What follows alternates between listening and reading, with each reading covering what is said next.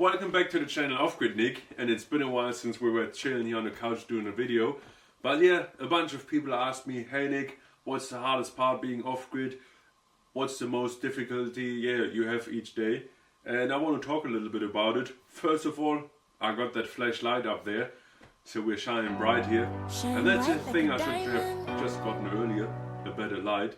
But back then I had still struggles on the solar, so I wouldn't have probably enough electricity anyways. But now I upgraded to 300 watt and I'm on parallel and I got 100 ampere hours battery, which is good. Now comes the funny thing. Guess what? My inverter broke. So now I got a full battery and I can't use the juice that's in there. So it's just some random problems you sometimes run into. And if you guys live in an apartment or wherever you live, you most likely have a charging cord for your phone. That might break, but guess what? You go to the supermarket, you get a new one and it's fixed.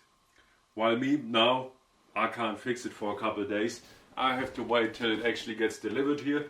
But then, once it actually gets here, I think I might be able to run 100% on solar and I don't have to use the generator anymore. Because my inverter now will do 3000 watt.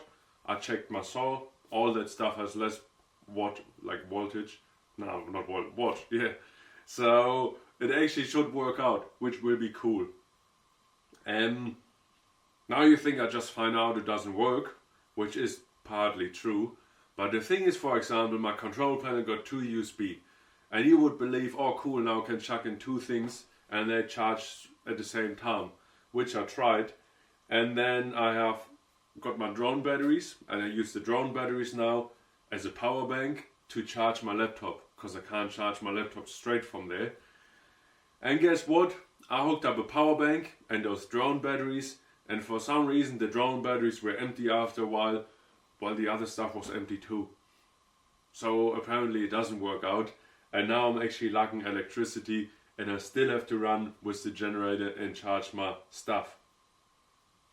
Which gets even more funny when I'm busy in the day. And now we are not having really minus degrees much in here, like in the house. It doesn't get cold enough for that. If it's minus 30 and I don't heat up, it will be very cold. But we got currently minus 13 and I don't have to heat in the morning.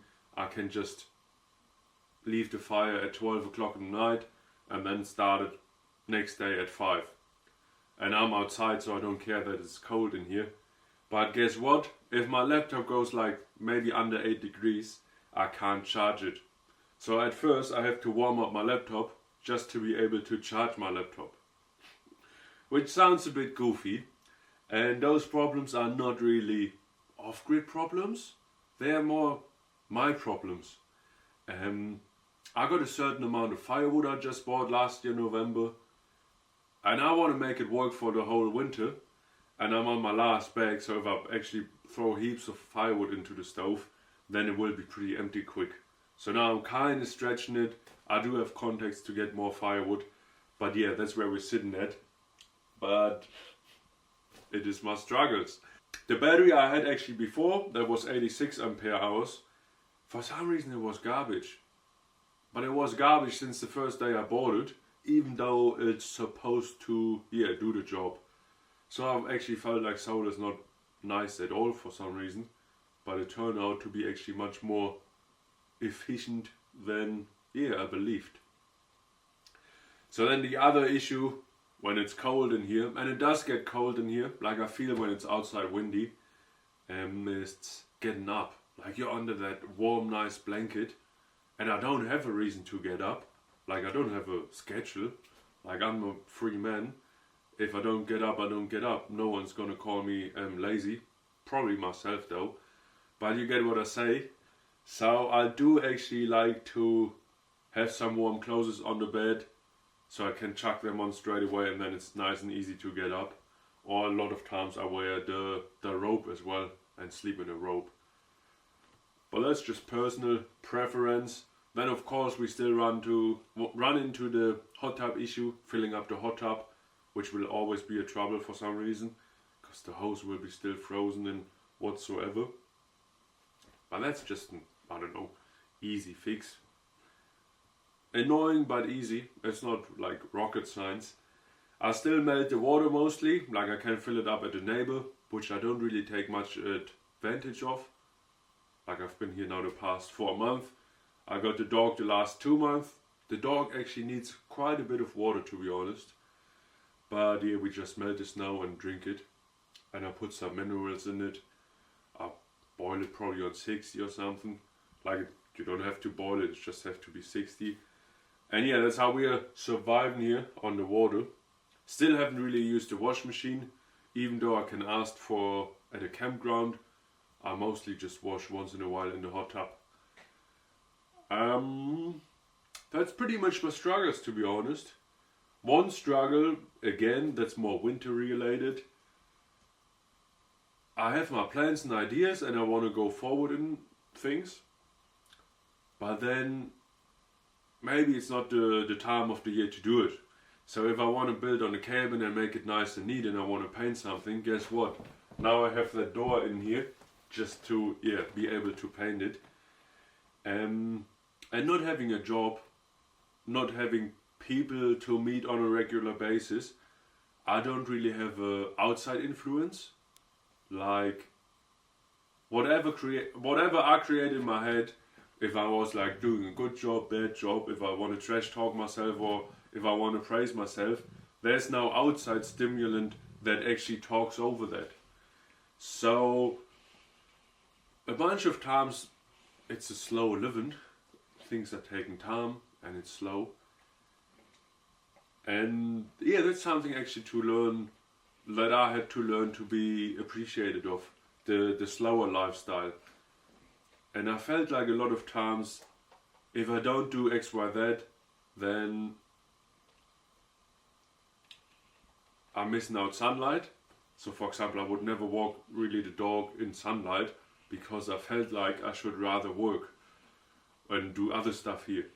Or I didn't really sit when the sun was shining here because I felt like I'm wasting the sunlight. Which is partly true, but it's just the way the life is with the winter here. And yeah, sometimes I actually struggled a little bit on it. And then once in a while, it's not like I'm doing stuff all the time anyways. Like sometimes I'm lazy, I'm just chilling on the internet. But yeah, that's something that has to be appreciated, the slow lifestyle.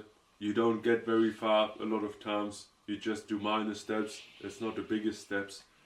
But yeah, every steady move gets you forward anyways. So you don't have to run a kilometer every day. A couple of meters will be fine too. And it's a lot of times more about actually walking a short distance and making some effort and progress